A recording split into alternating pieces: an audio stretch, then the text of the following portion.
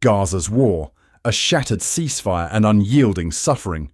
As the world bears witness to yet another devastating chapter in the ongoing conflict between Israel and Palestine, the situation in Gaza has once again spiraled into unspeakable horrors. March 18, 2025, marked the violent resumption of airstrikes by the Israeli military, breaking a fragile ceasefire and plunging Gaza into a renewed wave of death and destruction. The attacks left over 400 Palestinians dead, many of them women and children, and ignited global outrage over Israel's actions, as well as the international community's seeming impotence in halting the bloodshed. A new nightmare. Families torn apart. For the civilians of Gaza, the violence is nothing new. But for many, this attack has struck at the very core of their already shattered lives.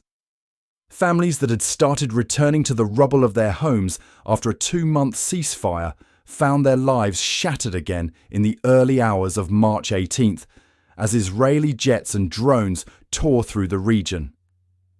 Residential neighborhoods, crowded with displaced families, were bombed without warning, and the streets became rivers of blood as the casualty toll rose by the hour. One of the most poignant accounts of this brutality comes from Rami Abdu, a human rights activist who lost his sister and her entire family in a bombing raid. The tragic loss was compounded by the devastating realization that many of the victims were innocent children. Abdu's grief was echoed by countless others who have seen their loved ones slaughtered in the ongoing conflict.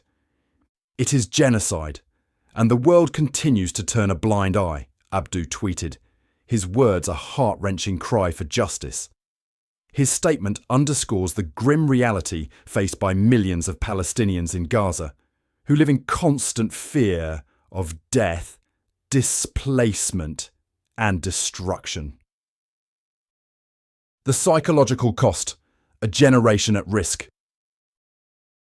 The human cost of Israel's military campaign is not only measured in lives lost, but also in the psychological toll on the children of Gaza. UNICEF reports that nearly all of Gaza's 1.2 million children require psychological support, with many having witnessed traumatic events that will likely haunt them for the rest of their lives. From Sama to Baal, the 8-year-old girl who dreams of having her hair grow back after losing it to stress and trauma, to Anas and Dua, 2 young siblings who lost their parents in an Israeli drone strike. The psychological scars are as profound as the physical ones.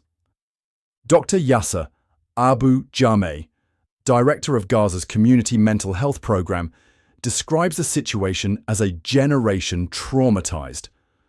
The horrors of war, especially when experienced by children, can leave lasting damage that no ceasefire can heal. While some children have begun to speak about their grief through drawing therapy, many others remain silent, their trauma too deep to express. As the violence escalates, experts warn that without immediate intervention, the psychological damage to Gaza's children will continue to grow. The trauma is not just a consequence of physical violence, but also the obliteration of normalcy and hope for a better future. The renewed airstrikes, an Israeli strategy for destruction. Israel's decision to break the ceasefire and resume its assault on Gaza has sparked widespread condemnation. Israeli officials argue that the airstrikes are part of a military strategy to destroy Hamas and secure the release of Israeli captives held in Gaza. But many observers see this as an excuse for the continued violence, with Israel accused of using the captives as a pretext to justify the indiscriminate bombing of civilian areas. The international community, including the United Nations, has condemned Israel's actions, with many calling it a clear violation of international law. The European Union and various humanitarian organisations, including Amnesty International and Human Rights Watch, have decried the violence, urging Israel to halt its attacks and allow humanitarian aid to reach Gaza. Yet, despite global outcry, the cycle of violence continues. With no tangible pressure from international powers to stop Israel's actions, the war is poised to escalate further. The US, which has long been Israel's ally, has remained largely silent on the issue, offering only tepid condemnations of the violence while continuing to provide military support. The humanitarian crisis, a siege on Gaza's survival. The humanitarian situation in Gaza has reached a breaking point. In addition to the destruction wrought by airstrikes, Israel's blockade on Gaza has crippled the region's ability to cope with the devastation. Hospitals are overwhelmed, and essential medical supplies, including food, water, and medicine, have been cut off, exacerbating the suffering of an already vulnerable population.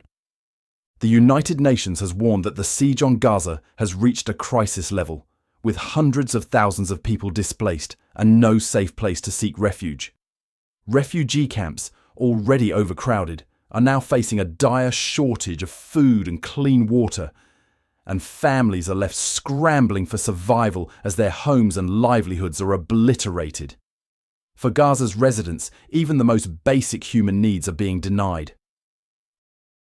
The global response, a call for accountability. Despite the horror unfolding in Gaza, the international response has been inadequate at best. Protests have erupted worldwide, calling for an end to the violence. But so far, these calls have been met with silence from powerful nations. While countries like Qatar and Turkey have voiced strong opposition to Israel's actions, the US and other Western allies have continued to support Israel, even as it carries out what many are now calling a genocidal campaign. The question remains, when will the world hold Israel accountable for its actions in Gaza? And more urgently, when will this bloodshed end? As the bodies pile up in Gaza's hospitals and the cries of the wounded fill the air, the people of Gaza wait, not for peace, but for survival. In the words of one Palestinian mother, "We just want to live." Yet, with every passing day, that simple wish feels more and more out of reach. In Gaza, where hope is a scarce commodity, survival has become the ultimate act of resistance. And as Israel continues its assault, the world watches in horror, asking itself, how long can this go on before the cries of the oppressed can no longer be ignored?